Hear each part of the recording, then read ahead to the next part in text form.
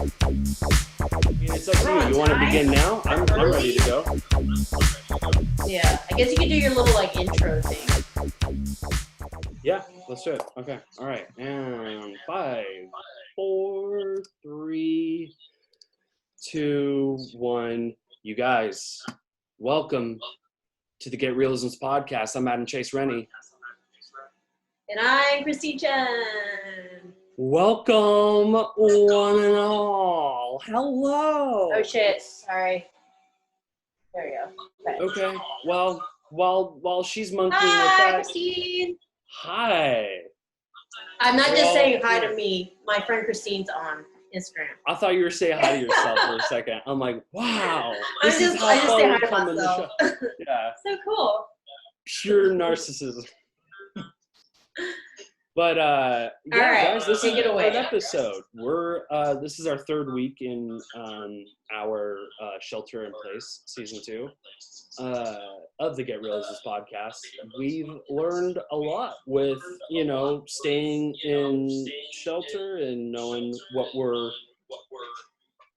our strengths are and weaknesses are, knowing that now we don't have that constant routine of going outside and having a job and all that, and how we're dealing with everything inside and being creative and just being creative without. Hey guys, oh my gosh, people care. Hi. Yeah, so we're gonna be that's basically it. Today, this episode, we're gonna be talking more about Christine's shorts, in particular the writing perspective of her shorts. Last week we talked about Bird's Nest. Last week you mentioned Bird's Nest. There was a shot in Bird's Nest that was completely impromptu. Yes. And that wasn't originally written in the script. Yes. What was originally written in the what script? Adam is referring to is a lot of times on film sets, the best shots or best things that happen are on accident. And on the Bird's Nest, we had one scene where the lead actor is running towards the woods, and we were following him. Well, he was running towards us, and the car was driving. We were in the trunk, basically, filming it out. And because our producer was driving, he missed a turn, and it ended up being this most spectacular shot, because it ended up, instead of following him and staying in a mid shot, it pulled out and turned into this giant wide where we saw the beautiful forest. And so that was a great shot. Yeah. It was a beautiful shot. Both my DP and I were like, oh my god, it's so awesome, oh my god. Yeah. So those are some of the greatest moments. Yeah. I mean, so in the process of, because a lot of these shorts are all sort of products, well, not products, I take that back. They're products of Christine Chen, that's what they are.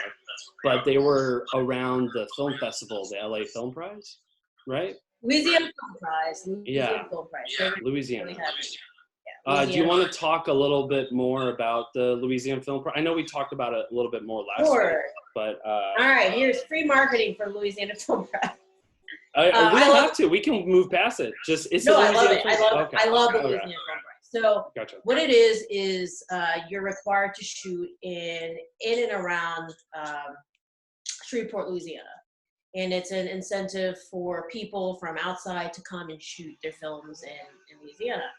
This year, because of COVID, they've extended it beyond Shreveport, and they're actually allowing people to shoot in the entire state of Louisiana to qualify for the film festival, which is unheard of. And so what's awesome about it is that there's a giant prize. Usually it's $50,000 for one winner only.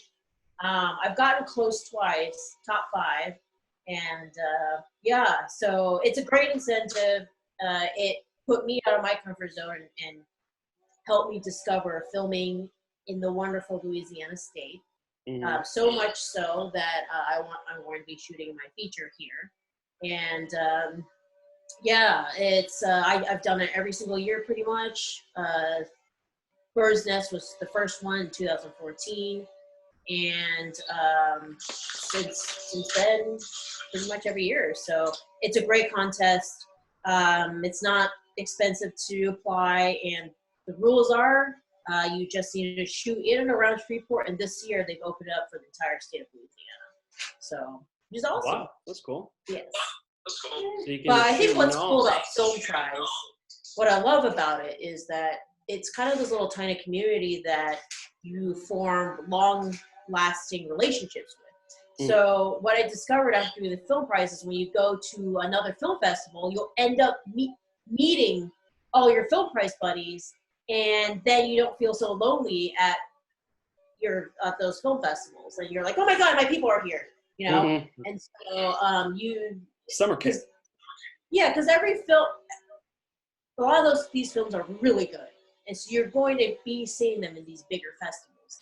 And when you're there by yourself and don't know anybody, it can be kind of sad and lonely. And then when you see your Film Prize buds that you've already gotten drunk with and, you know, partied hard with, it's really exciting. So, yeah, so I remember going to Holly Shorts and running into Chris Ganashay, who was the winner that year for the Film Prize, and we really had a good time. And then following year, New Orleans Film Festival, met some other people. Yeah, Oxford Film Festival, we just had a lot of fun. What did you say? What are you guys talking about? Oh, we're talking about the Louisiana Film Prize right now. And so it is a contest that I started to go to, and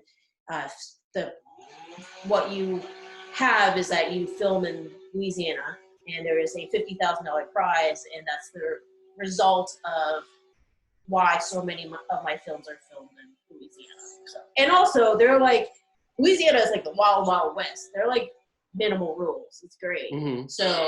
So we can shoot at night with guns, you know, but in setting, in a controlled, we were very safe. We had an armor, but usually that wouldn't fly at all anywhere else. Right. Yeah. No, that's true. And yeah, to Christine's point, yeah, there's safety involved. It's not like they were just shooting guns. No, we weren't. For the fuck of it. I don't advise that. If you're going to shoot with any sort of weaponry, you need to have somebody on set that knows what they're doing. And to alert the police to let them know that's going on, because nobody else but you on set know that you're shooting the film. Right. But yeah, no, it was crazy. I mean, that doesn't happen. In Austin, you'd be in jail. Yeah, so, you would. Yeah, no, we're just shooting at dead night with the gun. So, but no, Louisiana's great, and what I love is the film commission. And they've been so great about answering questions. I think there's a tendency, and I get it, in most bigger cities to only care about the projects that bring in money and have money. I get it. They get a lot of people filming, and so they probably put emphasis on people who actually bring economic value to their city. Yeah. But they answered all my questions in a timely manner, even though I was a no-budget short filming in Louisiana. So, Louisiana, you're awesome. Yeah. Yes. And it seems like with the quarantine in place, the next stages are coming in pretty fast, you know? So that means we can get back to work soon, I hope. I know there are little productions popping up here and there, right. And which is great. I've had this Facebook argument with people, or an Instagram argument with people who are kind of not happy that... You don't want to pick a fight with Christine Chen. I don't know what you fools are thinking. I'm passionate about certain things, and one of the things I'm extremely passionate about is low-budget independent filmmaking. And I get having big budgets and having big crew, and every single crew member is important and stuff like that. But that can be difficult to sustain. There's nothing wrong with having and being able to roll with 10 people on set. And I really believe now with COVID restrictions that's going to be primarily the kinds of films that will be able to go into production. So Oh yeah. So hey, I have somebody at the door. Give me a. Oh. Okay, cool. Okay. Anyway, so funny.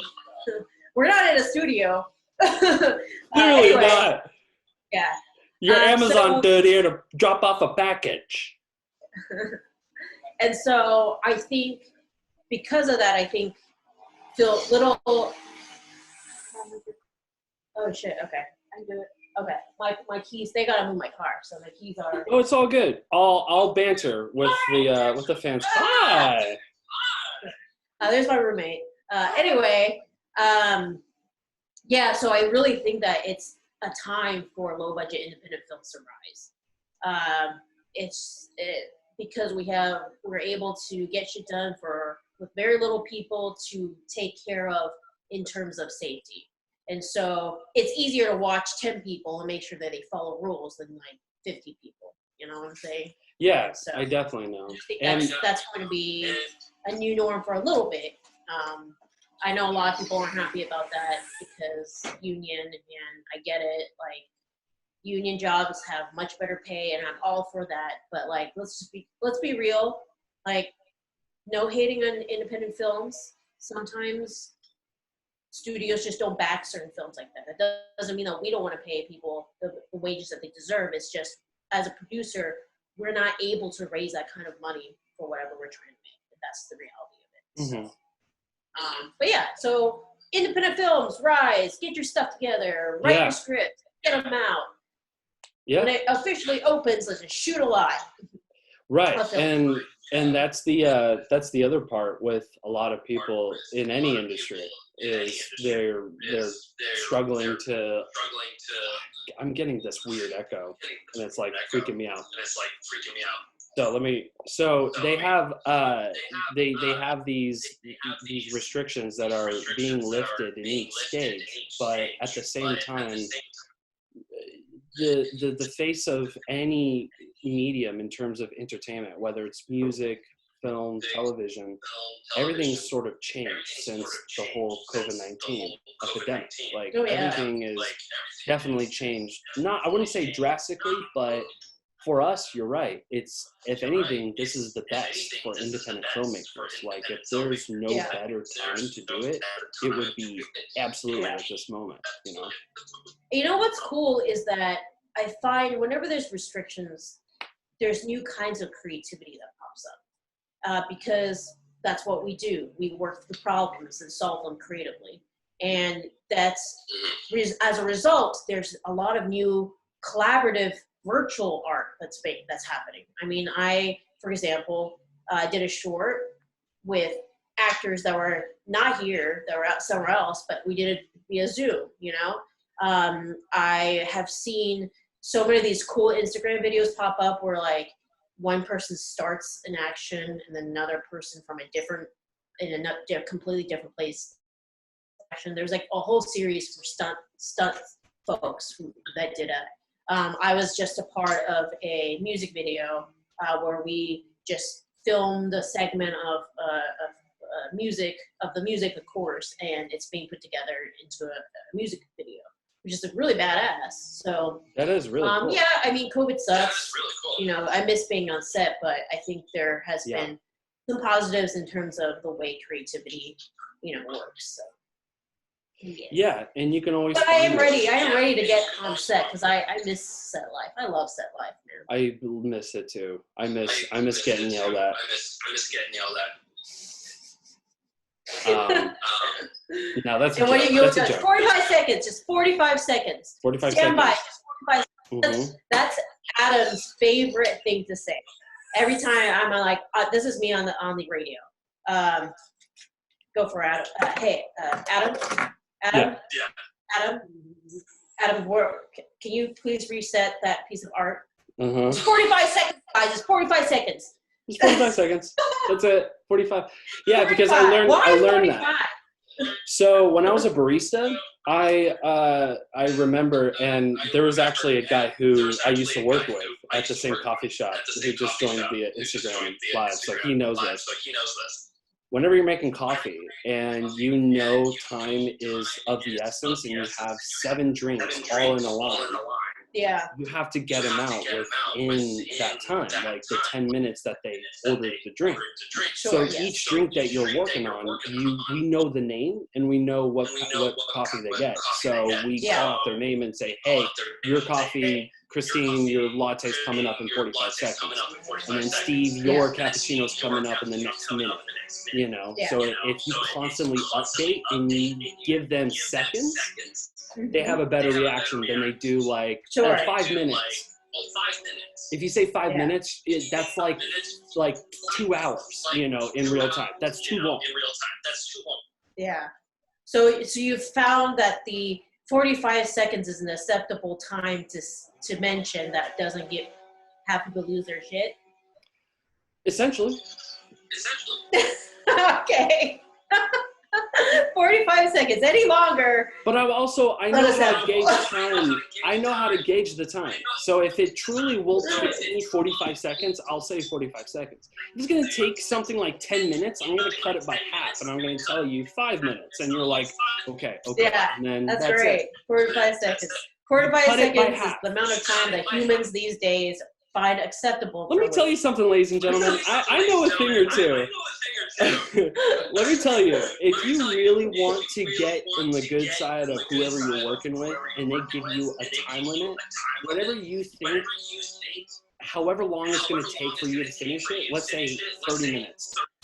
Say, I'll get it done in 15 minutes, 20 minutes tops. Adam, are you advocating for lying? No, I'm not. Are you advocating for lying to your AD? I'm advocating for practicality. Okay? And in the practical world, in Christine's world, especially when you work under her, you want to say what she wants to know. And you don't want her to know anything you don't want her to know. Does that make sense? So you don't want her to be like, oh, I don't want to tell her, hey, yeah, I know you told us we should be picture up by like 10 minutes, but it's going to take me another half an hour. No, we have to figure out right then and there before even telling you that. We have to get to like the last resort, meaning telling you.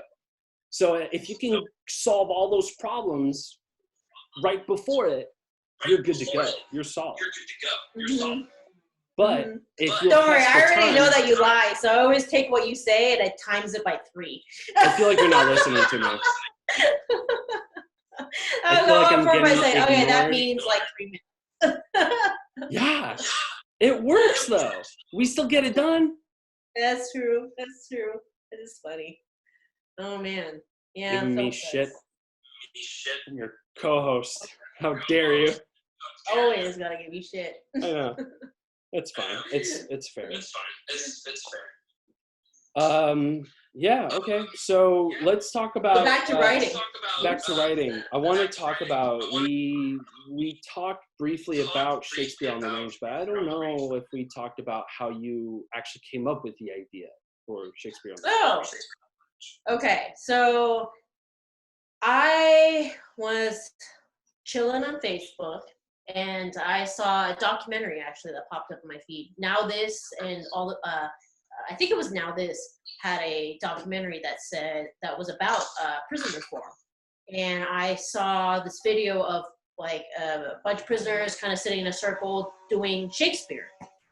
And I just thought that was the coolest thing ever. And so I went and dug really deep and, read one article about a lot of people believing that art and theater are a great way to help prisoners reform and go back into society and deal with their kind of inner issues emotionally and whatnot. And so I dug through it and I saw there was a documentary that actually I believe did really well at Sundance. I cannot remember for the life of me what the name is anymore, but it was also based on that. So I did a lot of research and it was clearly a topic that I was very interested in. And as you know, I kind of have a theme. I really love talking about characters that don't really have a voice, or that we have a preconceived notion about them that may not necessarily be positive. And prisoners are one of them. I am definitely guilty of that. I think of prisoners, I'm like, oh, they're terrible people. Like that's prisoners equals terrible people, and it's really not that. Like incarceration equals, you know, exactly. And so what I really learned is that our system really almost likes having prisoners. It's a modern slavery system, and so there isn't much of an incentive to reform people because they can make people do all this work for free.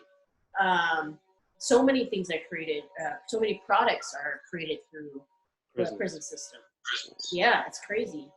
And so I was like, man, I would love to write something about that because I have a theater background. I used to do theater, and I love theater, and just the visual of all these, you know, rundown men or women who, in this case it was men, who like you wouldn't think would have that kind of artsy creativity really open up and be vulnerable and do that. This was such a cool visual thing to do. Yeah. So that's how I started writing it. And so a lot of research. And so actually the film is loosely based off of a real character. I forgot a real his first inmate? Yeah, a real inmate. So there's an inmate who did a Shakespeare program and got his PhD while he was in prison. Shit.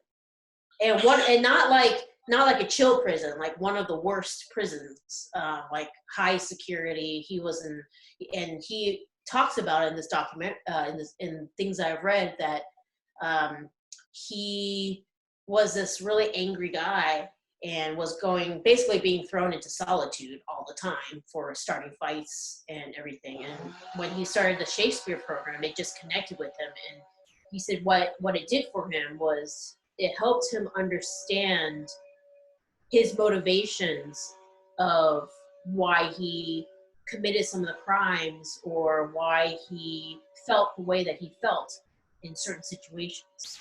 Right. And he said that it made him feel like he had more control over who he was as a person, and that he wasn't defined completely by his like life choices, that he had the power to change them. So he got all this through Shakespeare, which is really cool. And so yeah, which is fascinating because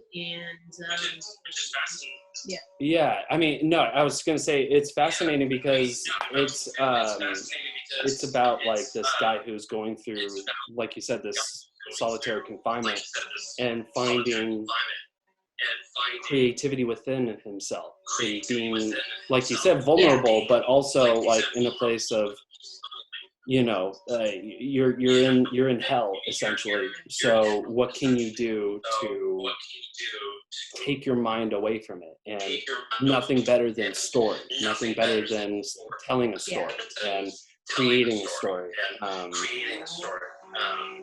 And yeah, with Shakespeare, it's there's a lot of story about love and appreciation, which is a nice irony for Shakespeare on the Range. Yeah, you know. Exactly. Yeah, no, it's a beautiful short. If anybody, it's my favorite short. That's anything. Yeah, well, I think what I learned and did incorrectly about the short was I think it's really meant to be a feature or maybe an episodic, because I crammed in way too much. I can totally see it as a series. Yeah. Because there are like 4 main characters that you absolutely are focusing on, and that's a lot to squeeze into a 15-minute block, you know, of time for a short. So I think that's what I did wrong there. So I think when you do that, the problem is you don't know who to focus on and who's the most interesting or important, you know, type thing. You kind of lose that emotional connection to the character. So that's what I learned from doing Shakespeare on the Range. You know what's really funny is in the film, there's one line in there that I wrote because I actually went and toured some prisons because I've never been to prison. And I didn't know what it was like. And I think it's important to get an authentic feel of what prison life is, to be able to, it's not just prison life, but anything that you write, it's important to get an authentic feel for what that's like, or you can't authentically be in the shoes of your what you're writing, who you're writing about. I mean, I'm doing that for En route. I've been really lucky. I got in contact with some kids, some students and their parents of these students that went to Marshall High School, and they suffered a mass shooting in 2018. So having that perspective is amazing. Being able to ask them, how did they feel? How are they coping? Type thing. So this is the same thing. I went toward prison, and while I was in prison, What did you learn in prison, Christine? we were walking around looking at all the facilities, and the the guy who's in charge, warden. We were chatting, and one of the prisoners inside one of the cells yelled at us because he thought we were talking too much because he was trying to sleep. And so I wrote that into the script. The shut up, I'm trying to sleep over here. Yeah. Oh yeah. I got, because I wouldn't have known to write that if I hadn't had that real exact experience. Just the people yelling at each other because they need a fucking sleep. Yeah, it's a funny fun fact. Yeah, funny fun fact. Yeah, so. That's interesting. Writing is a whole thing. I'm the first to admit that writing for me is difficult. Very, very difficult. I have friends who are much better at it. For the longest time, I didn't really consider myself as a writer. And here's why. If I'm going to write, I'm going to direct the film. I would never write something for somebody else to direct. Like, it's just, why waste the time? It's so hard to write. Yeah. And that's one thing. And I don't know, just writing, you have to go in and rewrite and re-edit. I mean, I guess the same thing as post-production, but I enjoy post-production. I don't know why writing is so freaking hard for me. And it's just a whole process. Like, you write, then you go back, you try to make sure you hit the beats. Then after you hit the beats, then I go back and I go and write. I started doing entire character backgrounds. Even though it may not be in the film, I go through and I kind of do what actors do. I go through and pretend like, oh, okay, when was this character born? When were they married? Were they married? Did they get divorced? Blah, blah, blah. Because all of your life decisions have a chain reaction and therefore affect how a character will be in a film or in that script at that particular point that you choose to write about. So that's so much work for it not appearing really in your film. So, like an example, En route, keep going En route because that's kind of where my brain is right now. Sure. One of the characters is from Cuba. And at first, he was just somebody from Cuba. Like, I didn't really do much homework. And then I had to really think about it. I was like, because one of the actors asked, hey, was he born in the US or was he born in Cuba? Well, that's really important. I'm glad he asked that question, because if he was born in the US, his entire, mentality or the way he acts is completely different from someone who was born in Cuba. So then I had to go through and do a lot of research on immigration from Cuba to the United States, because Cubans can't just show up like whenever they feel like it. No, it's not that simple. That opens up immigration to a certain point. So then I learned so much about Cuban immigration. I learned that there was these different points from in the 1980s and the 1990s, and the influxes of where they came and where they settled and everything for it to all make sense. So it was like all of this was research I had to do that doesn't at all show up in the film. Zero. But for me, it was important. It made me realize, for example, why the film should take place in South Louisiana versus in North Louisiana, or it makes more sense. So I have this whole backstory where, like, they landed in Florida, but then they had ties with the sugar plantations, and therefore they came to South Louisiana. and had family there, and that's where the story starts. Like it's crazy. Like it's all this research that I did just so that I could realistically write a character. So writing process. How does your writing process look? It's interesting because I'm going back and forth between like what I've been doing was like kind of like the Aaron Sorkin way for a long time, which was just on index cards and just have little short taglines, and that would be like the setup, Okay. and then I fill in the blank. Then the next one will be the end, and it's like she kills him or he kills her or something like that, and then it's like, okay, what do I do in that gap? And that process has been interesting. I'm in the process right now of writing my first draft of a feature, and it's interesting because I was watching a Neil Gaiman class. Like he had a free class on Facebook not too long ago. Like I think it was like 2 weeks ago, and it was so fascinating because he said the process of writing your first draft is like driving in the fog with only one headlight out. Yeah. And you just only have pieces of what you can gather in your environment. And then the second draft is the process of knowing exactly what you're doing the entire time. Yeah. And he said to get from that point to the second draft, he was like, it's no easy feat. It's definitely a process of you constantly tending to it. It's like a bonsai tree. Like you're trimming it every single day.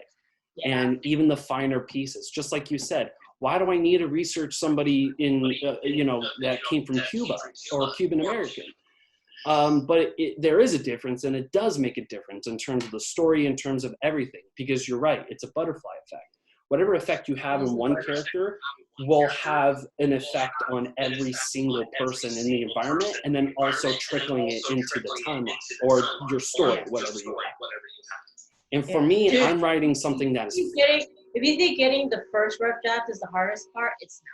It's the re-edit. I think it's the going back and editing the script that's even harder. It's even worse. Because because mentally you're already like, I'm done. It's awesome. It's hard to move past that. It's hard to move past it, and it's also for me it's like because how I'm writing a fictional story. Yeah. So this isn't and I'm like, your scripts aren't entirely real. I mean, they are shot sort of like a documentary, but it is a narrative. There's a story behind it. For me, I still have to, I want to implement the emotions that's grounded in reality in an upside down world. And in this setting, for me, it's a post-apocalyptic world. Ooh, that sounds cool. Yeah, and I've been wanting to do a post-apocalyptic. It's a lot of fun. It's a lot of fun, but it's just this whole, because I don't know what a post-apocalyptic setting would look like, truly. Like, I can watch Mad Max. I love Mad Max, but that doesn't teach me shit. It teaches me that oil is everything, and, my blood is gasoline, and I spray paint my teeth and shit. Like, it doesn't make sense. So... Yeah, but you get to create your own world, though. Which is really exciting. Like, and that's anything goes. I can create. It's like a blank canvas for me, where it's just like I have this world established, and I have these two characters that we're focusing on in this story in particular. Now, these two people in this story have to interact with the environment around them and react to the environment around them in a way that won't take away from the story, in a way that just seems like it blends in, like as if we're, eavesdropping on someone's life, That's kind of the point of it. I wanted to be as natural as I possibly can without it not being grounded in reality, if that makes sense. Yeah. So here's really awful. So I think it's messing with It's it. okay. I'll just let you know. Yeah, it's all good. But yeah, the writing process is strange. But so for you, it's the first draft that you're absolutely fine with. It's the second draft that's the pain in the ass. Yeah. Oh man, it's the second draft and the Yeah. draft after that. It's a pain in the ass because I think because you already got there, and I think by that time you're like exhausted, you know, and mentally exhausted. And you're like, it can't be better than this. It just can't. And what I learned is pair yourself up with somebody who is a good Yes. writer. So I'm very lucky where I have 2 to 3 friends who are, I would say, are real writers. Went to school, got their like masters in it type thing. And man, it makes a whole world of difference because they aren't emotionally connected to the content. And so they can read it being like, what is this? Like, this is shit. Like, I'm so bored, you know, like, and also get paired with somebody who knows how to articulate why something is not working. So I have one friend who's not very good at it. He can tell me that something feels wrong, but he can't tell me why or like what's a good way to change it. Now I have this other friend, Camille, who you should all hire basically if you ever want feedback, legit good feedback on your script. I kid you not.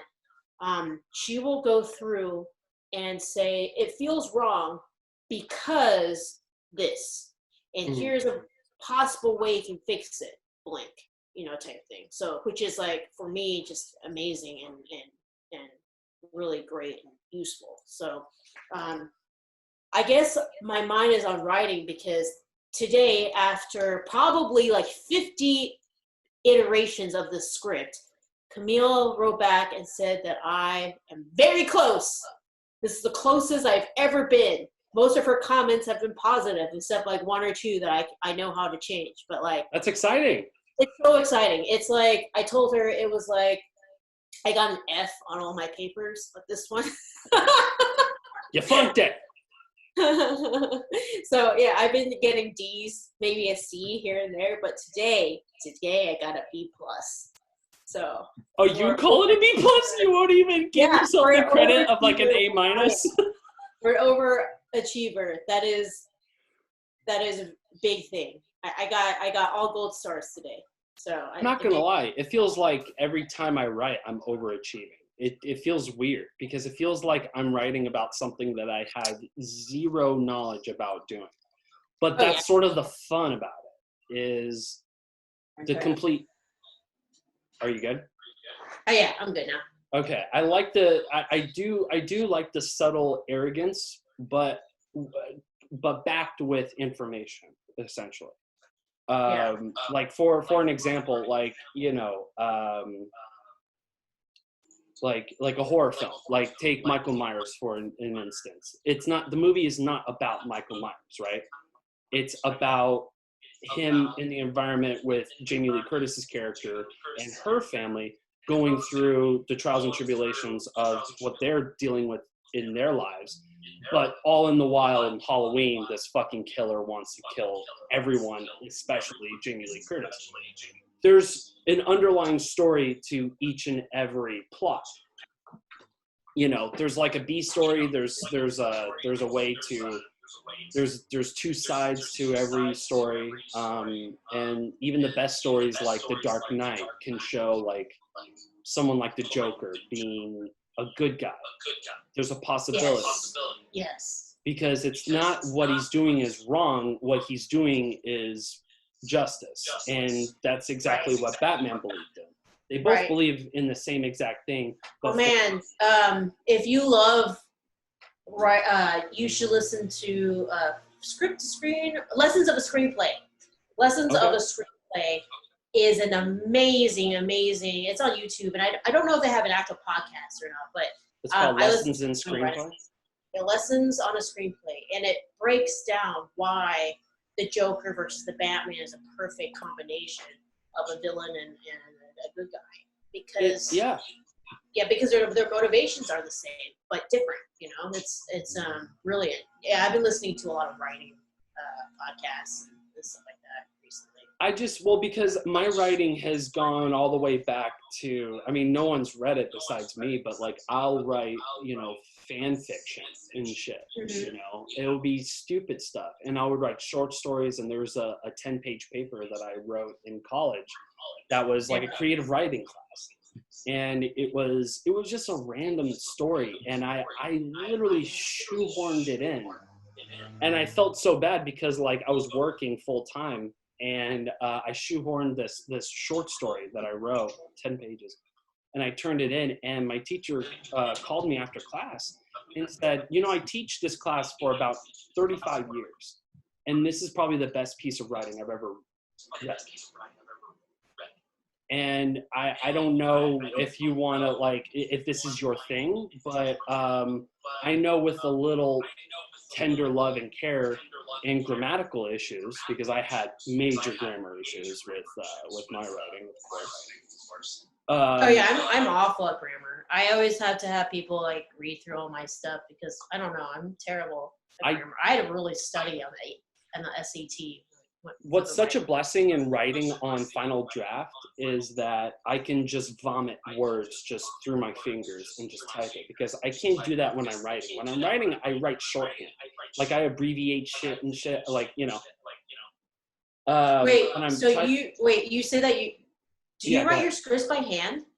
Sometimes. No. Some ideas that I have. Like sometimes. Oh, okay. Yeah, I was going to say, holy crap. No. But I do, like, I'll take like a composition notebook, something like this, and like I'll draw pictures on it and stuff, and I'll draw like little, like that's how I've been making my storyboards, is by using a notebook. Just like, Oh, that's interesting. So you storyboard while you're writing? Yeah. That's really interesting. I just kind of started doing that, but not while I'm writing, but when I but don't get me wrong, I'm shit at drawing. Like, but that's okay. As long as you understand it, that's all that matters. Exactly. Yeah, it's the same thing. I can't draw worth crap, not fast at least. And so, but what I found to be useful, now that you've mentioned storyboarding while you're writing, which is very interesting. I recently did an exercise. Again, Camille had it, but it was a 15-day beat sheet breakdown. So every single day we worked on a set of beats. And while I was doing that, I started feeling visuals. And so I would go online and search for comparable imagery that fit what I was seeing in my head and kind of putting it in the beat sheet type thing. Yeah, that's really neat that you do that. I didn't know that. Yeah. I also do, like, because I have Adobe Premiere, and I've been messing around with Photoshop too, and I've been scanning my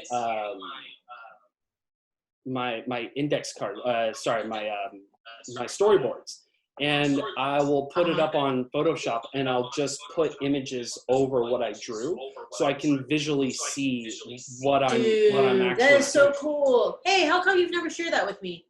Because I'm embarrassed, and it looks stupid. It's bad. It's bad. I don't want you. No, it doesn't. That's so awesome. I think that's so cool. Well, I love learning about other people's processes. That's cool. That's almost like what do they call it? An animatric?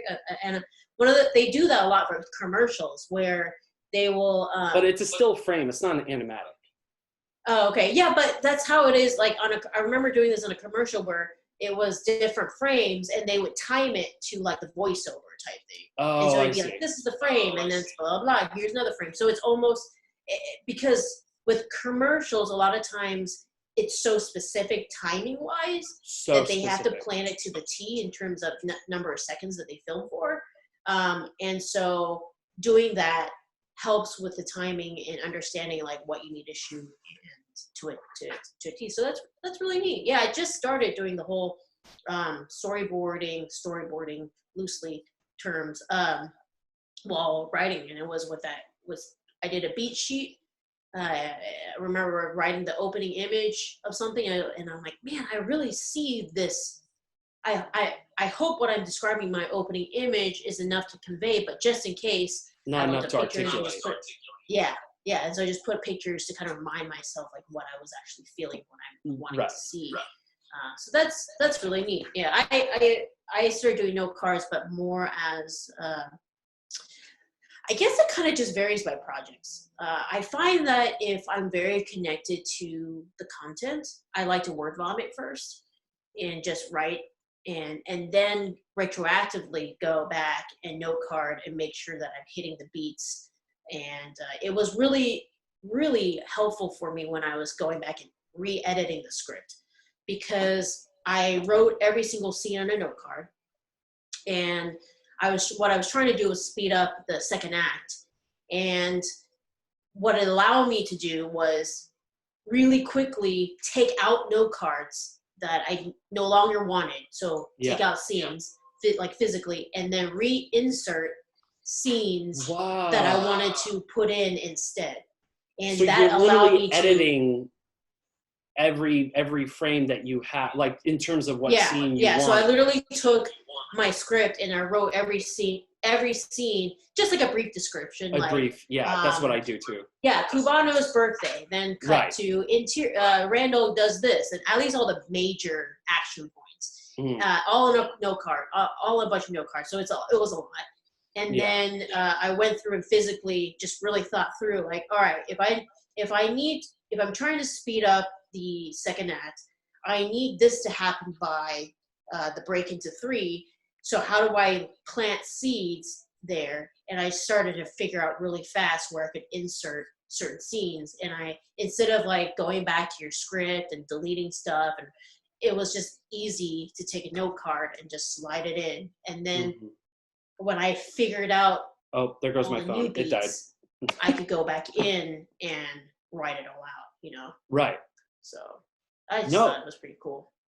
That is cool, and it works. My phone died, by the way, so I'm off of Instagram Live. Guys on these things. Yeah, that's okay. But that's interesting though. Like I never thought about, because I do get that point in my writing where I will have scenes where I'm like, where the fuck is this gonna go? Like I feel like I'm going nowhere with this. And once I draw it out on a storyboard, it sort of gives me a clear indication. It's like, oh, I had this because I need to explain about this character needing to this point. Because how I'm writing the story is sort of like a beat sheet, but it's more or less, actually you can see it on my whiteboard here. Yeah, let me see. Scribbling. Bring it up. It's, hang on. Wow. So this is, if anybody's familiar with Joseph Campbell, Joseph Campbell had the hero's journey, and this is the journey circle. So you get, the order and the chaos. So you get the underworld, which is the chaos. You're getting all the evil, and then meeting back all the way to the top, going from what you learned in the beginning, coming all the way back around to then what you changed as a human being. The hero's journey. You set forth on a path. You have this, agenda, essentially, if you will, this plan. And things just don't go according to plan, or nothing gets its justice. So you spend the time in the underworld to then realize yourself and what your weaknesses are, and then realize the weaknesses of your enemies. And then you meet full circle, learning everything you've learned, and know that there's honor and there's respect in the thing that you're trying to do. Sort of like a hidden message. Like how, Saturday morning cartoons, they use the same formula. They use the hero's journey formula, which is like at the end, it's like, say no to drugs, kids. It's sort of like that, but in a non-cheesy way. Cool.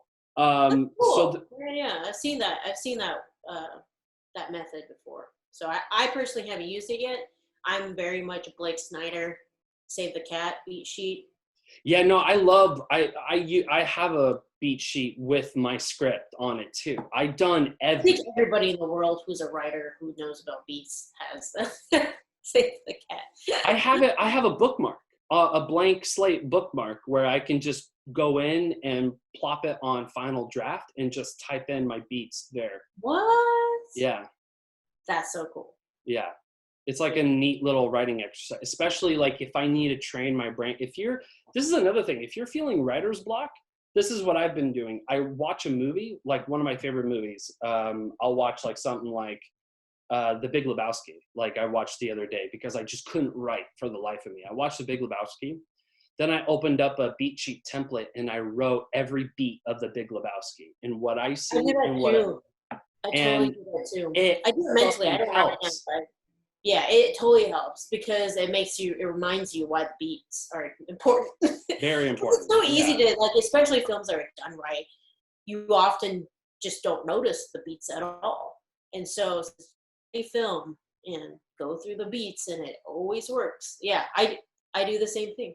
Yeah. And, but that's the thing. It's like, I like to try everything. I want to try as many things as I possibly can because I don't know what one will work or the other won't. I have to just try it out. And if I can fit a little routine with me, now I have a writing schedule. Now I have it down to like where, okay, now that I'm not working, I'm not doing shit. I do whatever I need in the morning, afternoon, then late afternoon, evening, that's like my work time. That's when it's like, I'm doing everything because I only can write at night. And I know a lot of people really are like, write at night. Okay. Everybody's like, oh, I'd rather write in the morning. Fuck that. First thing I wake up and I start, I can't do that. Like I need to get rid of all of my trials obligations. Yeah. And then I go into my writing in the evening because no one will bother me in the evening. Sure. You know? Yeah. I totally can relate to that to a certain extent. I definitely function a lot of times better at night. And I'm mostly creative at night too, for some reason. In the morning, I'm less creative. I'm just grumpy. Yeah, I think mine varies a lot, but I do understand the whole, I can't start writing until I've at least knocked out my obligations sometimes for the week, because oftentimes if I start writing, I will forego all other obligations, like completely, Yeah. Like, oh yeah, here's a client work that I need to do, but fuck that. Just gonna do this other thing, my writing, Like I now know myself better where I literally clear out my schedule to write. I don't know. It's just like every time, because I hear other people, because Robert Burns, he is a DIT, a digital image technician. Burns. Are you guys BFFs now? Huh? Are you guys BFFs? Sort of. He's still a pain in the ass. He told me, he shared with me like his whole writing philosophy. And and he definitely, and he has he does a lot of like horror comedy type of writing, and it's fun. It's a lot of fun. And the process of writing varies from person to person. As long as you can convey the story and vomit the words that you need to, all while clearing the space out of your head, it's sort of like meditation in a way, because you have to understand yourself. You have to be in the moment, and you have to really invest yourself into the story, because if you're 1 foot in, 1 foot out, you're not along for the ride. 100%. Yeah. I now have to, so I have to forewarn my roommate when I'm going into the zone, because I know I can come off as like not caring, or like I don't want to socialize, but it's because like when I'm in the zone, I have to stay in there, Yeah, and it sucks because you're silent. Being in the zone and getting taken out of it. Yeah. And that's the thing, because it's no fault to anyone, but people who aren't writers and they don't really understand the ramifications of writing. When you're in a zone, like what Christine is saying, once you're out of that zone, it's hard to get back. Your whole day is shot. You can't get back to it almost. And you're lucky by the end of the day, you can squeeze in a couple more pages. Yeah. It sucks. So that's why developing a schedule is so great. The worst for me is when it's like beyond my control. So like, yes, the internet won't work, or something doesn't work. Oh my God. Or my computer doesn't work, and I'm like ready to write. That is the absolute worst. Like nothing puts me in a worse mood than that. Just like, oh my God, I'm ready to be in that zone. You start screaming, what the Because point the is zone, technology anyways? well, because the zone is like, I forget to eat, I forget to use the restroom, I forget everything. Like I literally am there and I'll just write. Just keep writing. Yeah. It's like video games. I just sit there and I just keep going and going and going. But that's shocking you say that, because you like to do multiple things at once. So because every time, like, I remember coming over to your house doing the Fun Employment podcast, you were cooking food all while writing a script. Like you were like I stopped. I had to stop doing that because, and it's funny because I don't. You're fucking up the food. Every time I'm like, all right, like I have, maybe this time it'll be different, you know. But every time it's the same. I'll start writing and I'll get in the zone and I'll be like, crap, I need to do this. Oven. And it's like, it's happened multiple times. Yeah, multiple times. I almost burnt the house down. That or editing. I can't do that either when editing. Because my thing is, I guess they say that there's no true multitasking, but I'm pretty good about balancing. That's not true. There is multitasking. Absolutely. They say it's not. What do you think Elon Musk is doing? Like what Well, scientifically, apparently there's no such thing as multitasking. It's just the ability to bounce from task to task is all. So, I see. But yeah, apparently, I think there's totally multitasking because I'm proof of that. I feel like, but you are, yeah, you're the living embodiment of. I can't do it while I'm editing either. I'll just forget. No. I'll just get in the zone and I'll just be like, oh shit, like I was boiling something. Yeah. Well, because you present yourself opportunities for things more to do. It's like, okay, well, I'm doing X, but I can also be doing Y while doing X, and then I can do Z, you know? Oh man, I am like a boss in the kitchen. Like, everything in my brain. Very, like, I'm like, all right, that's boiling, therefore I'm gonna clean. And then after that clean, that's done boiling, get that in, start this. And then I'm going to vacuum. And then that's done, then I'm gonna go do this because it'll only take me 5 minutes, and I'm gonna start efficiency. Maximum efficiency. What a good band name. Have you felt like you've been better in terms of writing since the beginning, like since Fun Employment till now? Like, do you think you've made like a vast improvement in terms of improvement? And I think the reason why is because what Fun Employment allowed me to do was, through editing, realize what works on screen and what doesn't, as it translates directly from the script. You see what I'm saying? I'm a doer and I'm very kinetic in terms of learning. So theoretically, I couldn't understand why writing like a 5-page monologue didn't work until I saw it. Like, so I write this riveting 5-page monologue and then I'd see it and be completely bored of it. And I'll be like, now I get why you're not supposed to do that. Or now I get why you're supposed to have a lot of white space and have a lot of action or blah, blah, blah. Because it doesn't translate well on screen, even though in your head it might. So, I've learned a lot. I've just seeing what I wrote and how it's executed on screen is an immediate way of learning for me as a writer. So one of the things, for example, I learned I've become better at is remembering how scenes transition between each other.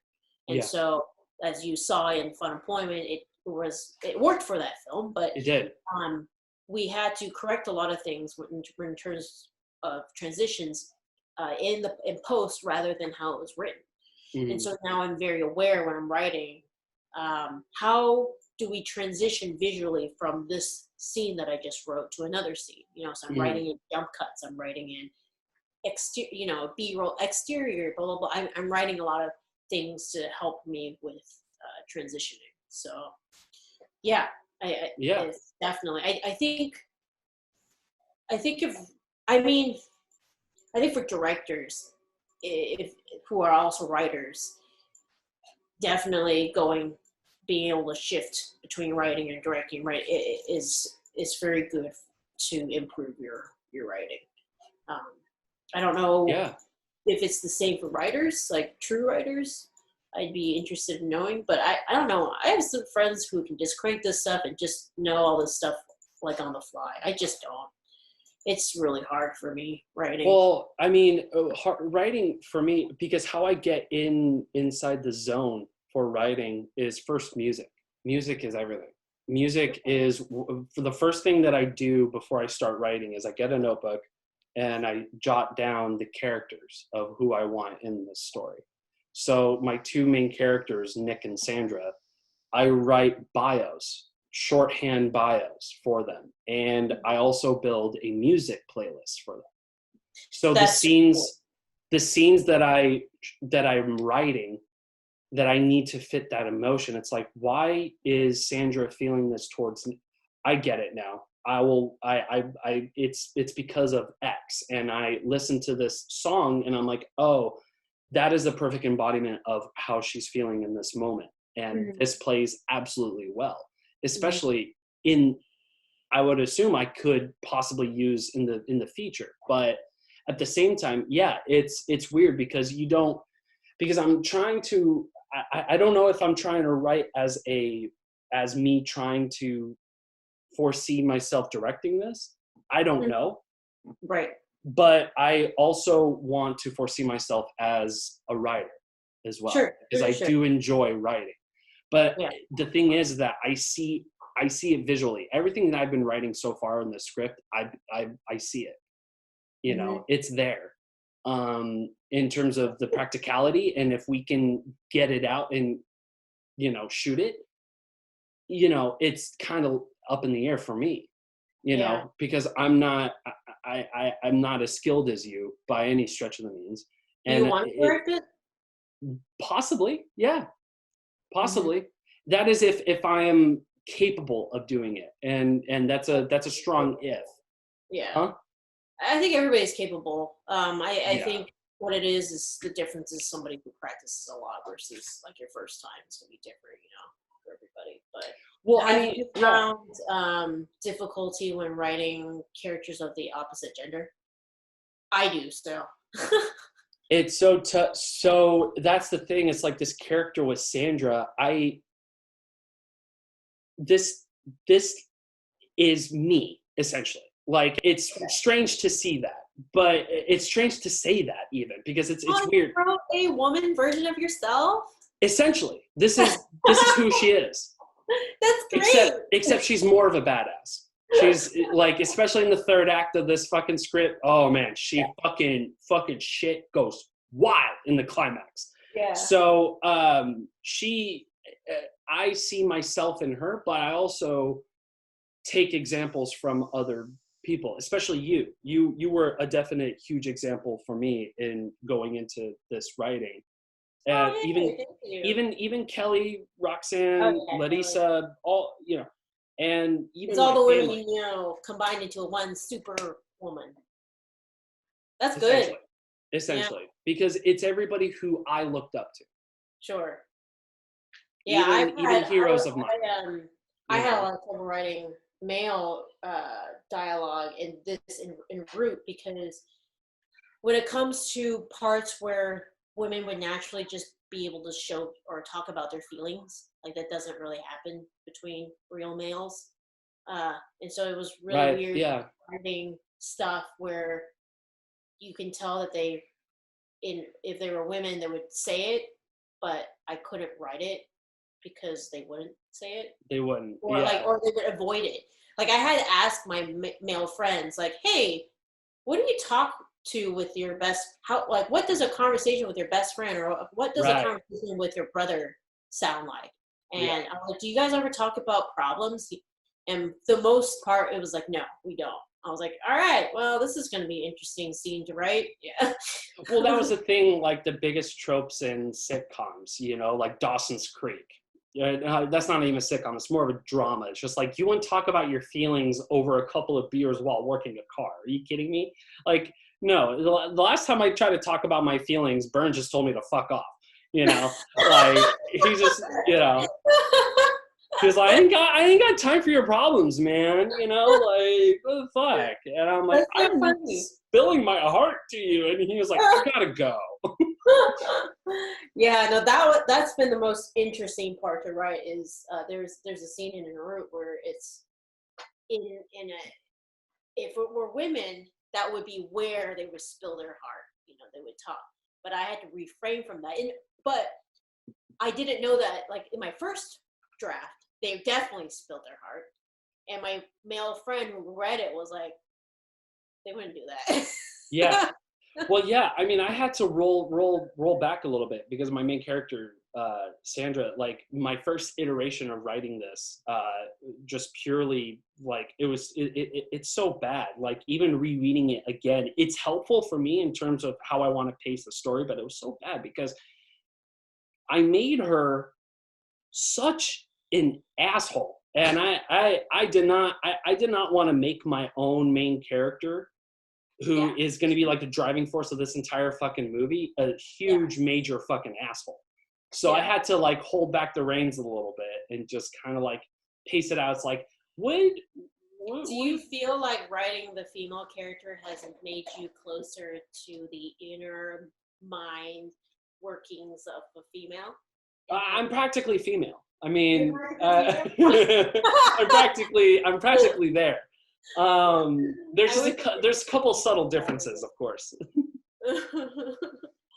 But no, I mean, it's definitely gotten me appreciative because I'm also there's a female antagonist as well. There's a female villain. Sorry, Whoa. there's a big giant gnat. Jesus Christ! You look like your laptop was about to fly across the room. Jesus Christ! No, it's funny. No, me writing has made me realize, wow, and this is why men have so many emotional problems because they never talk about any of them. And that's why I write. That's why I play video games. That's why I do anything that I possibly can to just like take all my anger and push all of my emotions, put it somewhere else. That's why like listening to music is the best. And if I wasn't into movies so much, I would definitely still be drumming right now. Yeah. I would still be playing music. I would still be doing something around music. But because I love movies and you know, that's like my true love. That's like my passion is just movies and film in general and TV. But you know, I want to see in my life or in my career, I can somehow implement my love for music, my love for movies, and it all goes hand in hand. Everything all connect. Yeah. And I had this conversation with somebody else, another podcast a while ago about music and the effects on film, and I'm very thankful that I have a music background, and so I'm able to talk to my composer and kind of talk in his language and reach point B faster than maybe where some people may not be able to because they don't have a music background. So. Or they just don't think about it. They just don't think about music in their scripts, or directors don't think about the music in their movies. You know, they just throw money at a composer to whip something up. Yeah, it takes a lot of. I don't know, because I keep going back to Robert Rodriguez, but he has such a fucking point in terms of being a self-starter in what you want in your vision. If you want to see it happen, you got to do it yourself. If you really want that song in your movie, get after that song. If you really want that one shot, like he said, there's so many times in El Mariachi where he's like, oh, I really want this, I really want that. And he was like, well, can you achieve it? If yes, then you do it. Figure it out. Yeah. Figure it out. That is his biggest contribution to filmmaking is articulating that if you want something, you got to do it. Especially in the industry, in the beginning, you just have to get at it yourself. Don't wait. And that was when I talked on this other podcast. That was a big thing. Was I think the reason why I'm able to get so many films out is because I edit. I control everything. You do it all yourself, yeah. Yeah, I do it all myself. That's the only reason why I can get things out. And most films die in post-production Yeah, mine don't because I'm the one editing and making sure it goes through. So we're at an hour. So Yeah, I was about to mention that. Yeah. So I guess we can kind of wrap it up and stuff. Yeah. Like that. Because I'm sure bored of us talking about writing, even though I could talk about it forever, just because that's like the mindset I've been in. Same. Yeah. Quarantine, really. Yeah. Same with me. I mean, it's been nothing but after this, I'm going to writing. So yeah, and I'm real excited. My roommate and I have a writing date this weekend. So really, so yeah, we're developing some stuff. And I asked for a writing date with because like she's foraying into this new world, and I think she's gonna do awesome. So yes. I ask friends for writing dates, and they're like, pass. Hey, maybe one of these podcasts we can do like a virtual writing day. Although that would be really boring. Well, I mean, I wouldn't mind talking about, just good writing in terms of scripts, like, because I also read scripts as well. And it's been fascinating. We could break down a script. It's been fascinating because this morning I read the Joker script. It's on, I need to read the Joker script. What's interesting? By the way, it's much different than what we watched. Oh, really? In the final picture. Yeah, in the final cut, it's completely different. Okay, I'm interested in reading it then, because I know that the actual film itself, writers hate it because they don't feel like it hits the beats, because it's really just a character just descending into hell, basically.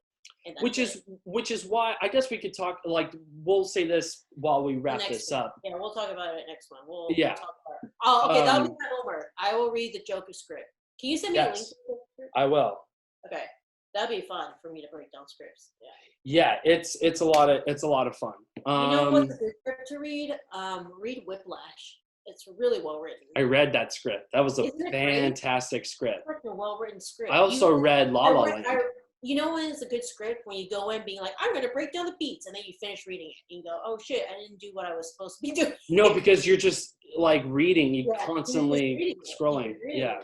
I've done that multiple times with that script, being like, I'm going to break down this script, and I'll start reading it, and then by the time I'm finished with it, and I'm like, shit, I forgot to break down the script. Yeah. Yeah. All right, guys. Well, I think we're out of time. We're out of podcasts, and we're gonna. Yes, that was the fun format. No, sorry, I keep saying fun. That was the Get Reelisms podcast. Get Reelisms podcast. I'm so confused. Get Reelisms podcast. We don't want to get sued again. No more cease and desist for us. No. Don't fuck this up, Christine. But that's Get Reelisms. Go get one. Go get a poster. Learn about GetReelisms.com. Dudes and dudettes, please. Get a book, get a poster, follow Christine on social media, follow Adam Chase Rennie. Please don't slide into my DMs with creepy messages. Yeah, I mean, hey, I'm waiting for DMs as well. If any of y'all want to slide in my DMs, you absolutely can. Let me just slide into Adam's DMs. I ain't doing shit, dudes and dudettes, okay? I'm just writing and playing Animal Crossing, okay? So I need some shit to do. All right. Well, just I guess slide into Adam's DMs. If you feel like sliding in mine, just go ahead and just head on down. Jam right up in there. Oh man, this is fun. This is great. I think we're set. I think we're gonna say see you later. Cool. Peace out, everybody. Bye, Facebook. Bye. Okay. All right, I usually stop recording. Yeah, no, it's and I'm. Oh yeah, it stopped live, right? I stopped live, and I'm gonna stop recording. Okay.